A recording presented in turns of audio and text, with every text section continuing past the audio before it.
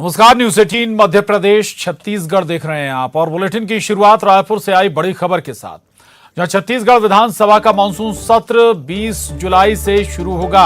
अधिसूचना जारी हो गई है। 20 से 27 जुलाई तक मानसून सत्र चलेगा छत्तीसगढ़ विधानसभा का और मानसून सत्र में कुल 6 बैठकें होंगी। विधानसभा के मानसून सत्र के लिए अधिसूचना जारी कर दी गई है। तो ये बड़ी खबर है रायपुर से। छत्तीसगढ़ विधानसभा का मानसून सत्र 20 से 27 जुलाई तक चलेगा। मानसून सत्र के दौरान कुल 6 बैठकें होंगी और इसके लिए अधिसूचना भी जारी कर दी गई है।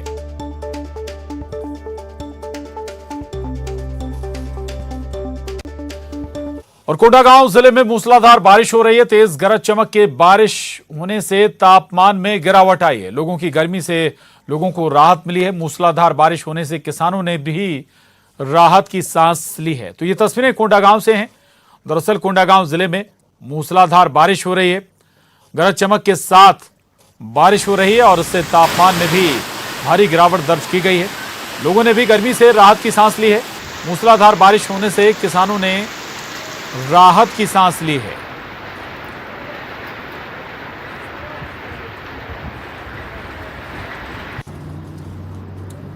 और जांजगीर चांपा में बोरवेल में गिरे राहुल की हालत में तेजी से सुधार हो रहा है। बिलासपुर के अस्पताल में भर्ती राहुल के सभी टेस्ट नॉर्मल आए हैं। उसके शरीर से इन्फेक्शन पूरी तरह से खत्म हो गया है। राहुल अब सहारा लेकर चलने भी लगा है। डॉक्टरों ने उसकी स्पीच थेरेपी भी शुरू कर दी है। अस्पताल से शनिवार को उसकी छुट्टी हो सकती है। शनिवार को राहुल अपने घर जा सकता है।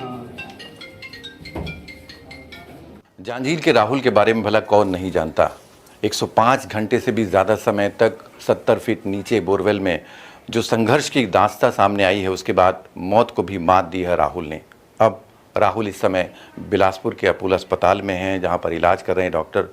6 सदस्यों की डॉक्टरों की टीम लगातार राहुल की मॉनिटरिंग कर रही है और जो ज़रूरत के इलाज हैं वो लगातार किए जा रहे हैं।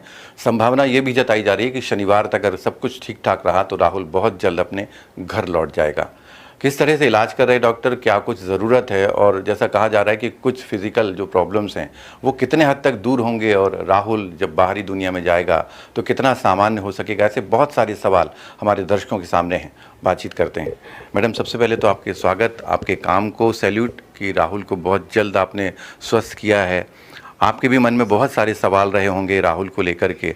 अब चूँकि ट्रीटमेंट चल रहा है राहुल का, कहाँ तक राहुल का इलाज पहुँचा है? हाँ, राहुल अभी मेडिकल जो स्थिति है उसका उस हिसाब से काफ़ी स्टेबल माना जाएगा, क्योंकि हम लोग उसका इन्फेक्शन को कंट्रोल कर लिए हैं और बाकी चीज़ें जो शुरू में जो प्रॉब्लम हो रहे थे वो सब अभी कम होके पूरा रिजॉल्व हो गया है। खाना वाना बढ़िया खाता है, अच्छे से अपने चाह से लेता है, एक्सरसाइज कर रहा है और अच्छी बात है कि 2 दिन हो गया है, आज दूसरा दिन है कि उसको इंजेक्शन बंद है और ओरल टैबलेट दवाई से उसका पूरा अभी स्वस्थ है। अभी थोड़ा सा और भरना बचा है जो कि हॉस्पिटल में ज़रूरत नहीं है, वो बाकी केयर तो घर में पूरा हो जाएगा। लेकिन हाँ, ताकि एकदम से इधर उधर भागा चला जाए, क्योंकि वो पूरा सब कुछ नहीं समझता है ना, तो उसको समझाना थोड़ा मुश्किल होगा। इसीलिए उसके साथ एक जन घर के सदस्य सपोर्ट करने के लिए बहुत ज़्यादा ज़रूरी होगा। डॉक्टरों की लगातार ये कोशिश है कि राहुल जो है यहाँ से जाने के बाद सामान्य हो जाए और एक खुशहाल जिंदगी जी सके। विनोद कुशवाहा, न्यूज़ 18 बिलासपुर। रायपुर से बड़ी खबर है। कोरोना के बढ़ते मामले पर नगर निगम अलर्ट हो गया है। मेयर और निगम कमिश्नर के निर्देश पर टीम भी बनाई गई। 12 सदस्यों की ये टीम बनाई गई है। कोरोना के नियंत्रण और इलाज के लिए टीम का गठन किया गया है। कॉन्ट्रैक्ट ट्रेसिंग, होम आइसोलेशन और अन्य कामों के लिए टीमें गठित की गई हैं। तो ये बड़ी खबर है रायपुर से। दरअसल एक बार फिर से कोरोना संक्रमण के मामलों में इजाफा हुआ है। बढ़ते मामलों को देखते हुए नगर निगम भी अलर्ट हो गया है और मेयर और निगम कमिश्नर के निर्देश पर टीम बनाई गई है। 12 सदस्यों की टीम गठित की गई है। कोरोना के नियंत्रण और इलाज के लिए इस टीम का गठन हुआ है। कॉन्ट्रैक्ट ट्रेसिंग, होम आइसोलेशन और अन्य कामों के लिए भी टीमें अलग से गठित की गई हैं। तो कोरोना संक्रमण के बढ़ते मामलों के मद्देनजर यह एहतियात नगर निगम के जरिए। उधर कोरबा के कोनकोना गांव का रहने वाला 9 साल का मासूम बादल पिछले 4 सालों से अज्ञात बीमारी से जूझ रहा है। मजदूर माता पिता अब तक घर जमीन को गिरवी रखकर लाखों रुपए खर्च कर चुके हैं, लेकिन अपने जिगर के टुकड़े को अब तक सेहतमंद नहीं बना सके। सब कुछ खर्च कर देने के बाद भी बादल की तबीयत में कोई सुधार नहीं हुआ और पिछले 1 साल से ये मासूम घर पर ही बिना इलाज के रह रहा है। बच्चे की मां की आंखों में अपने आंख के तारे का इलाज नहीं करा पाने की लाचारी साफ झलक रही है। थकार कर परिजन सीएम भूपेश बघेल से मदद की गुहार लगा रहे हैं, क्योंकि बिना शासन की मदद के वे बादल का इलाज नहीं करा सकते और मासूम के माता पिता को उम्मीद है कि उसके दर तक मदद जरूर पहुंचेगी।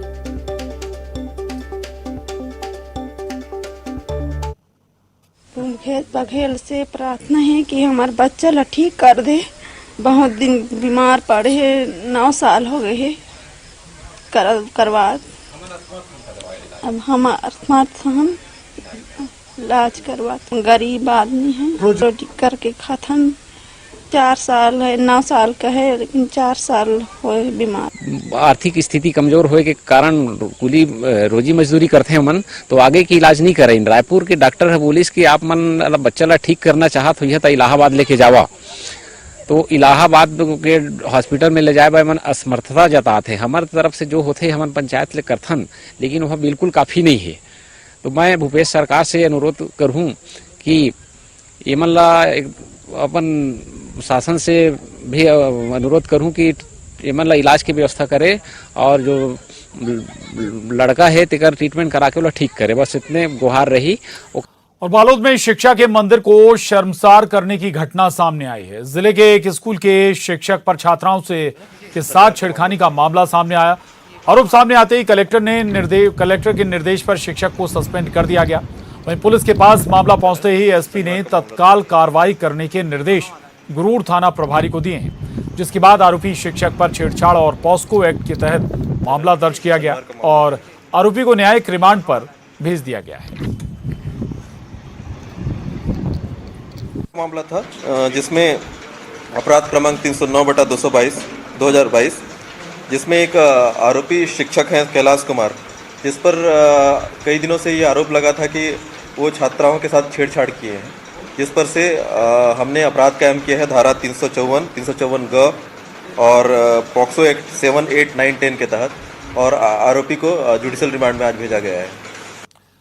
और बालोद से 8 महीने फरार नाबालिग को पुलिस ने केंद्र शासित प्रदेश लद्दाख से बरामद कर लिया है। साथ ही उसे किडनैप कर ले जाने का आरोपी को भी पुलिस ने गिरफ्तार कर जेल भेज दिया है। दरअसल पिछले साल 1 अक्टूबर को डोंडी लोहारा थाना इलाके के एक गांव से नाबालिग लड़की के लापता होने की शिकायत उसके परिजनों ने दर्ज कराई थी, लेकिन उसका मोबाइल बंद होने से पुलिस को उस समय कोई खास सफलता नहीं मिली। बाद में पुलिस को इलाके के ही एक युवक पर शक हुआ, जिसकी खोजबीन करने पर उसकी लोकेशन लद्दाख मिली, जिसके बाद पुलिस की एक टीम लद्दाख रवाना हुई और अपहरित लड़की को बरामद कर उसके परिजनों को सौंप दिया गया। साथ ही आरोपी को भी पकड़कर न्यायिक रिमांड पर भेज दिया गया है।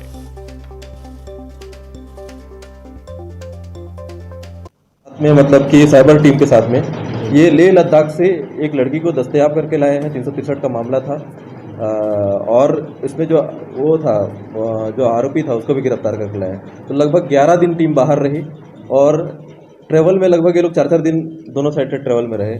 इसी दौरान बीमार भी पड़े लोग, आर्मी अस्पताल में भर्ती हुए और आर्मी ने काफ़ी मदद की इसमें, और उसके बाद 11 दिन के बाद में ये वहाँ से लेह लद्दाख से ये लोग लेके आए। और उधर जशपुर जिले के रिमांड होम से भागे 5 बच्चों में से 4 बच्चों को पकड़ लिया गया है। बुधवार की रात को बाल संप्रेक्षण गृह की खिड़की तोड़कर 5 बच्चे फरार हो गए थे। सभी बच्चों को चोरी के आरोप में यहां लाया गया था। भागे बच्चे जैसे ही घर पहुंचे, वहां पहले से ही मौजूद पुलिस की टीम ने उनको पकड़ लिया। एक और फरार बालक की तलाश की जा रही है। महिला एवं बाल विकास विभाग की ओर से मामले में लापरवाही बरतने वाले दोषियों को नोटिस जारी किया गया है। वहीं अधिकारियों ने सभी बच्चों की काउंसलिंग कराने की बात भी कही है। बाल संप्रेक्षण गृह जसपुर से 5 बच्चे 21 जून रात को भागे थे, जिसमें से आज सुबह प्लानिंग के तहत हम लोगों को ऐसा अंदेशा था कि नज़दीक का एक बच्चा कुनकुरी का था, तो ये पहले शायद कुनकुरी जाएं, तो कुनकुरी में रणनीति के हम प्लान करके रखे थे वहाँ, जो हमको खबर दे। जैसे ये लोग कुनकुरी पहुँचे हैं, फिर वहाँ खबर आई है, उनको फिर लेकर के यहाँ फिर वापस 4 बच्चे आ गए हैं। एक बच्चे की तलाश अभी जारी है। और नए शिक्षा सत्र की शुरुआत होते ही बस्तर में पढ़ने वाले छात्रों का मूल्यांकन और उनका मासिक आकलन किया जाएगा। आकलन स्कूल में पढ़ाने वाले शिक्षक करेंगे। जब तक छात्र उस कक्षा में दक्ष नहीं हो जाता, तब तक उसकी आगे की पढ़ाई नहीं की जाएगी। प्रदेश सरकार ने नए शिक्षा सत्र में शिक्षकों के साथ साथ जिला शिक्षा अधिकारी को टास्क दिया है। बस्तर में शिक्षा की अलग जगाने और बच्चों में शिक्षा के प्रति जागरूकता के लिए उनको ज्ञान के साथ साथ क्लास में अव्वल लाने के लिए प्रेरित किया जाएगा। सभी शिक्षकों को इसकी मॉनिटरिंग की जिम्मेदारी भी दी गई है। बच्चे क्योंकि कोरोना काल में पढ़ाई में पिछड़ गए थे, तो इस बार कोशिश यही होगी कि उनका मासिक आकलन अच्छे से हो और उनकी दक्षताओं का पता लगाया जा सके, और जो दक्षताएं वो पूरी ना करते हो पहले उन पे ध्यान दिया जाए और फिर उनको अगली दक्षता की ओर बढ़ाया जाए। जी बिल्कुल, शिक्षक उनको अपग्रेड करेंगे, उनको उपचारात्मक शिक्षण देंगे और उनकी जो दक्षताएं छूट गई हैं उनमें उनको परिपूर्ण इंदौर के ग्वाल भोपाल में त्रिस्तरीय पंचायत चुनाव पहले चरण में 115 जनपद पंचायत की 8,702 ग्राम पंचायतों में होगा। 25 जून को पहले चरण का चुनाव होगा। 52 जिलों में 8,702 पंचायत में मतदान होगा। वही मतदान सुबह 7 बजे से दोपहर 3 बजे तक होगा और 27,049 मतदान केंद्र में वोटिंग होगी। 1.5 करोड़ से ज्यादा मतदाता अपने मत का इस्तेमाल करेंगे। तो मध्य प्रदेश में त्रिस्तरीय पंचायत चुनाव से जुड़ी ये बड़ी खबर है, अहम खबर है। पहले चरण में 115 जनपद पंचायत की 8,702 ग्राम पंचायत में चुनाव होगा। 25 जून को पहले चरण का चुनाव कराया जाएगा, जिनमें 52 जिलों में 8,702 पंचायत में मतदान होगा और मतदान सुबह 7 से दोपहर 3 बजे तक कराया जाएगा, जिसमें 27,049 मतदान केंद्र बनाए जाएंगे जहां पर वोटिंग होगी।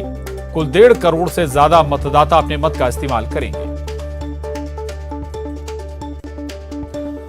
और अहम खबर नर्मदापुरम से, जहां ट्रेन के इंजन में आग लगने से हड़कंप मच गया। पातालकोट एक्सप्रेस के इंजन में आग लग गई। रेलवे कर्मचारियों की सूझबूझ से बड़ा हादसा टल गया। OHE लाइन बंद कर आग पर तुरंत काबू पाया गया। इटारसी जंक्शन के प्लेटफॉर्म नंबर 2 की ये घटना है। तो ये बड़ी खबर है नर्मदापुरम से, जहां पर ट्रेन के इंजन में आग लग गई, जिससे हड़कंप मच गया। पातालकोट एक्सप्रेस के इंजन में बताया जा रहा है कि ये आग लगी और रेलवे कर्मचारियों की सूझबूझ से बड़ा हादसा टल गया। OHE लाइन बंद कर आग पर तुरंत ही काबू पाया गया। ये जो पूरा घटनाक्रम इटारसी जंक्शन के प्लेटफॉर्म नंबर 2 पर पेश आया है। तो ये बड़ी खबर है नर्मदापुरम से, जहां पर पातालकोट एक्सप्रेस के इंजन में आग लग गई।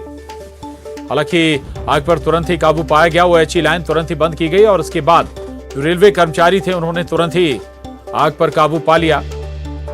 और ये पूरा घटनाक्रम इटारसी जंक्शन के प्लेटफॉर्म नंबर 2 का है। वजह क्या रही ये अभी तक सामने नहीं आया, कारण क्या रहे इस आग के पीछे ये भी साफ नहीं हो पाया। एक्सक्लूसिव तस्वीरें आपको दिखा रहे हैं इटारसी जंक्शन की, जहां पर ये ट्रेन पहुंची थी और वहीं पर ये हादसा हो गया। अचानक ही पातालकोट एक्सप्रेस के इंजन में आग लग गई।